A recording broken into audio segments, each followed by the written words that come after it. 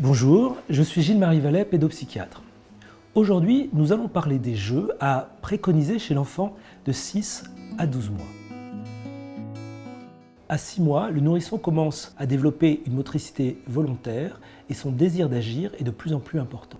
À partir de 10 mois, il commence à se tenir debout avec une aide pour plus tard, à partir de 1 an, commencer à avoir une marche autonome. Bien évidemment, chaque enfant évolue à son rythme. Et les repères chronologiques que je propose sont tout à fait relatifs. Le nourrisson est encore dans sa période sensorimotrice, avec une importance accordée donc aux perceptions sensorielles, mais également aux actes volontaires. On peut même observer de véritables actes d'intelligence, c'est-à-dire que l'enfant va réaliser des gestes qu'il va répéter en boucle pour bien les acquérir. L'exemple typique, c'est ce jouet que l'enfant va jeter, qu'on va lui rapporter et qu'il va relancer à nouveau et de façon répétée, quitte éventuellement à nous lasser.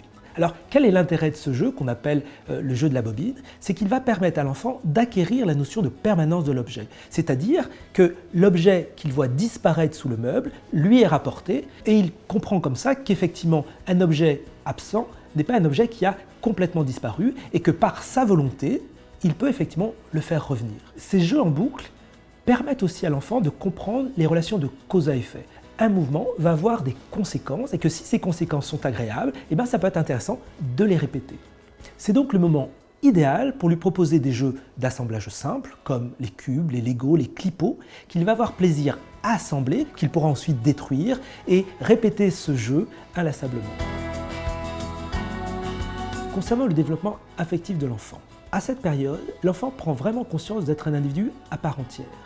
Il est donc tout à fait sensible au visage des personnes qui l'entourent, il reconnaît le visage de sa maman, de son papa, et puis progressivement des proches qu'il voit régulièrement. C'est ce qui va favoriser ce qu'on appelle l'angoisse du visage étranger. C'est-à-dire qu'effectivement, lorsqu'il va voir un visage qu'il ne reconnaît pas, ça va réveiller l'angoisse de l'absence de son parent. Il prend aussi conscience qu'il a la possibilité de faire revenir ce parent en criant, en l'appelant, en rigolant.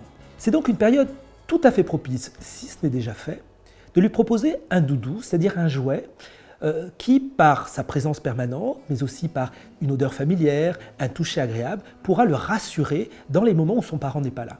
On parle d'objet transitionnel, c'est-à-dire d'objet qui fait la transition entre les moments où le parent est là et les moments où le parent n'est plus là. Autre élément important, bien sûr, c'est la voix. L'enfant distingue de mieux en mieux la voix des autres bruits et de la musique, des sons d'animaux. Et c'est donc très important de lui parler, de lui raconter des histoires, de chantonner avec lui. En complément des jeux d'assemblage, vous pouvez aussi lui proposer des livres. Alors des livres en tissu ou en plastique qu'il pourra utiliser dans le bain, ou en carton fort, des livres avec des images, on parle d'imagier, comme des livres animés, c'est-à-dire des livres qui pourront faire de la musique ou déclencher des bruits d'animaux quand on touche les images appropriées. L'intérêt des jouets animés est évidemment qu'ils stimulent les sens, mais surtout que ça va lui permettre d'utiliser son intelligence pratique puisqu'il réalise qu'en appuyant sur un objet ou sur l'image d'un animal, ça provoque une réaction comme le cri de cet animal. Dans un même ordre d'idées, on peut aussi lui proposer des objets ou des livres pop-up, c'est-à-dire qu'on va pouvoir ouvrir, fermer, avec des volets, avec des languettes qu'on va pouvoir effectivement faire coulisser et qui révéleront comme cela d'autres images ou d'autres objets en fonction des manipulations que l'enfant fera. C'est notamment l'occasion, comme les dents vont commencer à pousser, de lui proposer des anneaux de dentition ou des objets qu'il pourra mâchonner pour pouvoir soulager les douleurs dentaires.